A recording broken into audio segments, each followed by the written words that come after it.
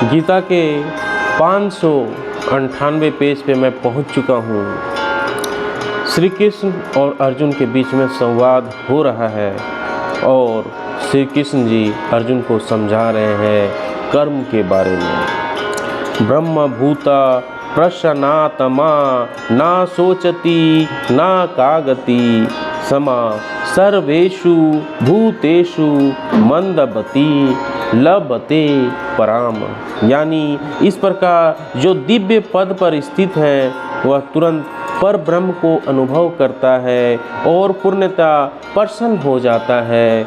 वह ना तो कभी शोक करता है ना किसी वस्तु की कामना करता है। वह प्रत्येक जीव पर समभाव रखता है। उस अवस्था में मेरी शुद्ध भक्ति को प्राप्त करता है। यानी श्री कृष्ण जी बता रहे हैं कि जो भी काम करो वो काम मुझ में समर्पित कर दो। वो जब तुम समर्पित कर दोगे वो काम शुद्ध हो जाएगा, वो काम पवित्र हो जाएगा। इसलिए मनुष्य जीवन को भी चाहिए कि जो भी आप काम कर रहे हो वो काम भगवान को समर्पित कर दीजिए। कर्म फल की चिंता मत करिए, कर्म फल हटा दीजिए, कर्म करते रहिए। कर्म ऐसा कर्म जो भगवान को समर्पित हो, भगवान के लिए किया जाए। निर्विशेषवादी के लिए ब्रह्मभूत अवस्था प्राप्त करना अर्थात ब्रह्म से तदाकार होना परम लक्ष्य होता है। लेकिन साकारवादी शुद्ध भक्ति को इससे भी आगे चलकर शुद्ध भक्ति में प्रवृत्त होना होता है। शुद्ध भक्ति यहीं से उत्पन्न होती है। जब आप कोई भी काम कर रहे हो भगवान को समर्पित कर दें। जब कोई भी खाना बनाए भगवान को समर्पित कर दें, फिर वो प्रसाद बन जाता है। इसलिए हिंदू धर्म में कहा गया है कि जब भी खाना बनता है तो पहले अग्नि को समर्पित करिए, तो वो खाना नहीं रहता, फिर वो प्रसाद बन जाता है।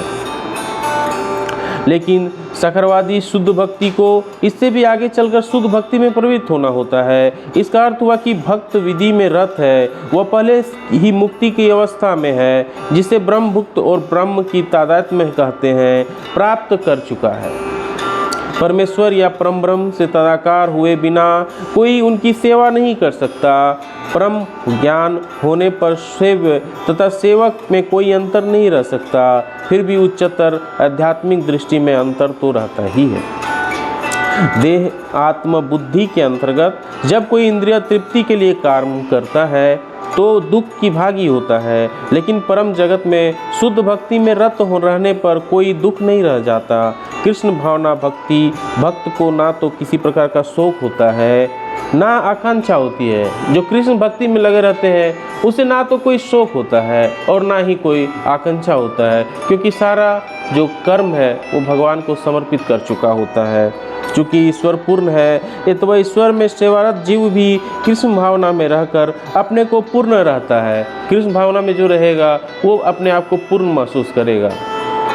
ऐसा वह ऐसी एक नदी के तुल्य है जिसके जल की सारी गंदगी साफ कर दी गई है। चूँकि शुद्ध भक्ति में कृष्ण के अतिरिक्त कोई विचार ही नहीं उठते, अतएव वह प्रसन्न रहता है। तो जो कृष्ण भक्ति में रहेगा उसके मन में और कोई विचार ही नहीं उठता है, वो हमेशा खुश रहता है।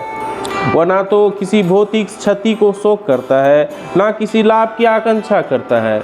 ना तो उसे लाभ की आकांक्षा होती है ना हानि की होती है, क्योंकि वह भगत विद्युति से पूर्ण होता है। वह किसी भौतिक भोग की आकांक्षा नहीं करता, क्योंकि वह जानता है कि प्रत्येक जीव भगवान का अंश है।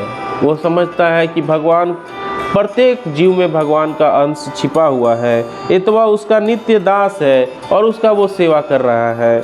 वह भौतिक जगत में ना तो किसी को अपने से उच्च देखता है और ना किसी को निम्न देखता है।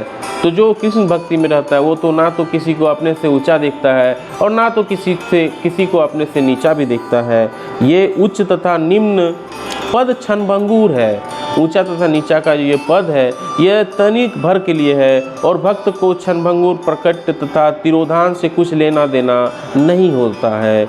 उसके लिए पत्थर तथा सोना बराबर होता है। पत्थर और सोना उसके लिए बराबर है। जो कृष्ण भक्ति में डूबा हुआ है वह ब्रह्मभूति अवस्था में है, जिसे शुद्ध भक्ति सरलता से प्राप्त कर लेता है।